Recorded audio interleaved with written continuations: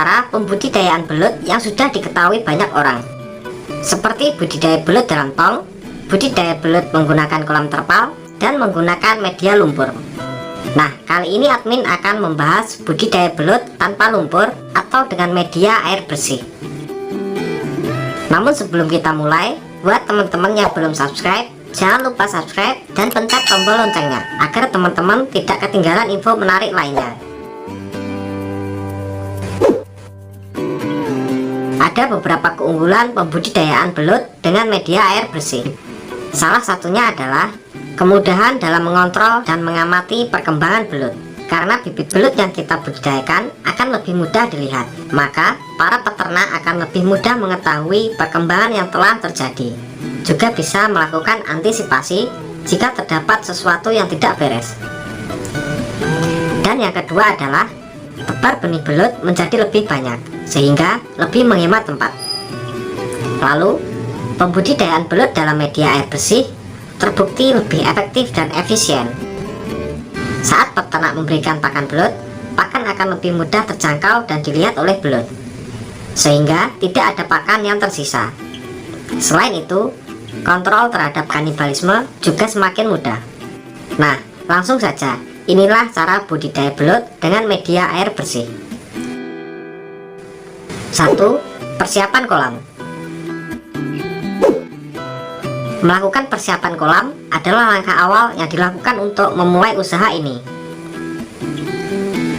Biasanya, kolam yang digunakan adalah kolam yang berjenis kolam terpal maupun kolam permanen dari semen. Apabila menggunakan kolam beton, sebaiknya gunakan yang semennya sudah benar-benar hilang dengan cara merendamnya beberapa hari hingga banyak tumbuh lumut. Untuk kolam terpal, pembuatannya kamu bisa improvisasi sendiri. Bisa menggunakan bambu atau kayu untuk menopang terpalnya agar tidak roboh ketika diisi air. Pada bagian dasarnya, diberi genteng atau media lain untuk tempat bersembunyi belut. 2. Pengaturan air. Dalam budidaya belut tanpa lumpur, air adalah faktor utama yang sangat berpengaruh pada perkembangan belut. Jika air yang kita gunakan dalam budidaya belut tidak rutin dikontrol, maka akan sangat mempengaruhi pada perkembangan belut. Air yang baik digunakan untuk pembesaran sebaiknya menggunakan air sumur atau dari sumber mata air. Jangan menggunakan air dari PDAM, karena masih banyak mengandung bahan kimia seperti kapurit untuk pemurnian air. Suhu air hendaknya dijaga pada kisaran 25 hingga 28 derajat Celcius. Dan juga derajat keasaman atau pH air berkisar antara 6 sampai 7. Berikan sirkulasi air atau aerator agar air setiap saat bisa berganti dan meningkatkan kandungan oksigen. 3. Pemilihan bibit belut. Kualitas bibit nantinya akan menentukan hasil dari panen. Jadi Anda harus mendapatkan bibit yang berkualitas dan unggul. Berikut beberapa ketentuan dalam pemilihan bibit. 1. Bibit sehat dan tidak ada bekas luka. 2. Pergerakan bibit yang lincah dan agresif. 3. Tidak lemah saat dipegang. 4. Ukuran bibit harus seragam. 4. Penebaran bibit belut.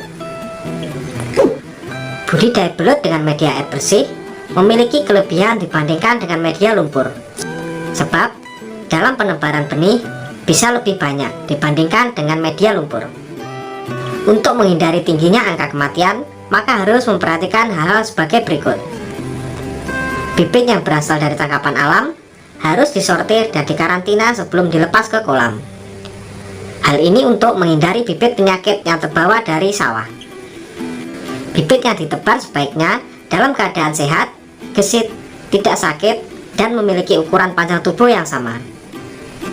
Sewaktu memasukkan belut ke dalam media budidaya, sebaiknya dengan pelan-pelan.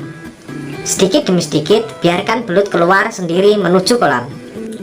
Sebaiknya penebaran bibit belut dilakukan pada sore hari dan pagi hari, karena di waktu tersebut pengaruh intensitas cahaya matahari masih atau sudah berkurang. 5. Pemberian pakan. pakan dari belut terdiri dari dua jenis, yakni pakan alami dan pakan buatan. Pakan buatan ialah pelet atau fur yang biasa dijual di toko-toko peternakan. Sedangkan pakan alami yaitu pakan yang tersedia di alam. Contohnya cacing tanah, keong mas, keong sawah, bekicot, cacing sutra, kepiting air, ikan-ikan kecil, jaset renik atau plankton. Pakan alami lebih disukai belut karena belut termasuk ikan karnivora.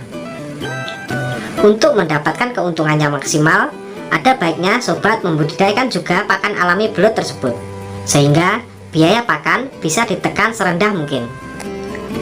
Pemberian pakan pada belut baiknya dilakukan pada malam hari, karena belut merupakan hewan nokturnal atau hewan yang aktif pada malam hari.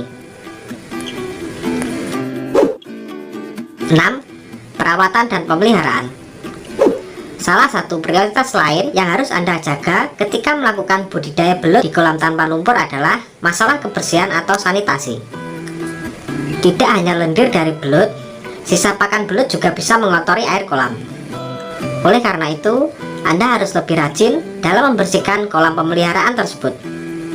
Pasang aerator dan ganti air kolam dalam intensitas 2 hingga 3 hari sekali. 7. Proses panen.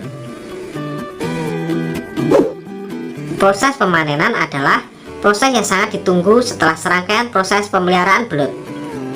Pastinya, para petani belut sangat menantikan proses ini. Panen bisa dilakukan setelah usia belut mencapai 3 hingga 4 bulan. Untuk proses pemanenan bisa dilakukan sekaligus atau bertahap. Belut yang memiliki kualitas yang baik bisa seterusnya Anda jadikan untuk indukan, dan kemudian hari menghasilkan bibit-bibit baru yang berkualitas. Nah, demikianlah tips dan cara budidaya belut dengan media air bersih. Cukup mudah bukan? Jika kalian bisa telaten dan teratur mengawasi perkembangan bibit belut, maka tidak ada yang perlu dikhawatirkan. Semoga video ini bermanfaat serta dapat menginspirasi. Jangan lupa sukai dan bagikan pada teman-teman Anda. Salam peternakan.